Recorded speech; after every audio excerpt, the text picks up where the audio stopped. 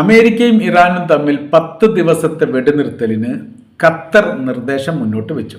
വളരെ അടിയന്തരമായ രീതിയിലുള്ള ഒരു വെടിനിർത്തലിന് രണ്ട് രാജ്യങ്ങളും സമ്മതിക്കണം എന്നുള്ളതാണ്.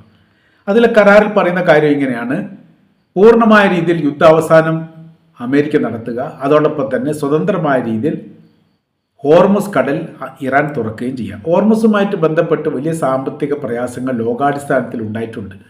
പല ഘട്ടങ്ങളിലും അമേരിക്കൻ പ്രസിഡന്റ് ഡൊണാൾഡ് ട്രംപ് പറയുന്ന കാര്യം ഹോർമുസ് പ്രശ്നമൊന്നുമില്ല, അതൊരു സ്വതന്ത്ര പാതയായിട്ട് ഇപ്പോൾ നിലനിൽക്കുന്നു, ഏത് കപ്പലുകൾക്ക് അവിടെ വരാം, അവിടെ പ്രശ്നങ്ങളൊന്നുമില്ല എന്ന് പറയുന്നു എന്നല്ലാതെ അത് കള്ളത്തരമാണ്.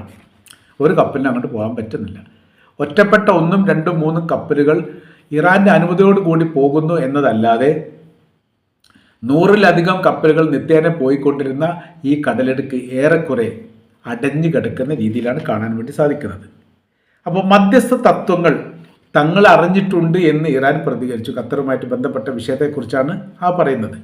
ഞങ്ങൾ അറിഞ്ഞിട്ടുണ്ടെങ്കിലും അത് ഏത് തരത്തിൽ പ്രതികരിക്കണം എന്നുള്ളതിനെക്കുറിച്ച് ആലോചിച്ച് വരികയാണ്. അഥവാ ഇതിന് താല്പര്യക്കുറവുള്ള തരത്തിലാണ് ഇറാൻ്റെ ഭാഗത്ത് നിലപാടുണ്ടായത് എന്ന് പറയുന്നു.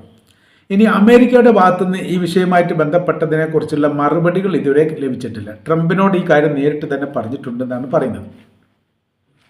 അഥവാ അവർ പറയുന്ന കാര്യം ഇങ്ങനെയാണ്: പൂർണ്ണമായിരിക്കുന്ന ഒരു യുദ്ധവിരാമമല്ല, താൽക്കാലികമായിരിക്കുന്ന ഒരു വെടിനിർത്തൽ ഒരു സമാശ്വാസം എന്ന നിലക്ക് ഉണ്ടാവണം. അത് അനിവാര്യമായിരിക്കുന്ന കാര്യമാണ്. അതല്ലാത്ത രീതിയിൽ വരുന്ന സമയത്ത് വലിയ രീതിയിലുള്ള നാശങ്ങളും നഷ്ടങ്ങളും മരണങ്ങളും കെടുതികളും ദുരന്തങ്ങളും നിങ്ങൾ മാത്രമല്ല മറ്റുള്ള രാജ്യങ്ങൾ അനുഭവിക്കുന്നുണ്ട്. ഒരു 10 ദിവസത്തെ വെടിനിർത്തൽ ഉണ്ടാകുന്ന സമയത്ത് ഈ മേഖലയിലൂടെ സ്വതന്ത്രമായ രീതിയിൽ കപ്പലുകൾക്ക് പോകാൻ സാധിക്കുമ്പോൾ ഏറെക്കുറെ എണ്ണ പ്രതിസന്ധി അവസാനിക്കുകയും ചെയ്തു. ഇത് നിത്യേന പെട്രോളിയം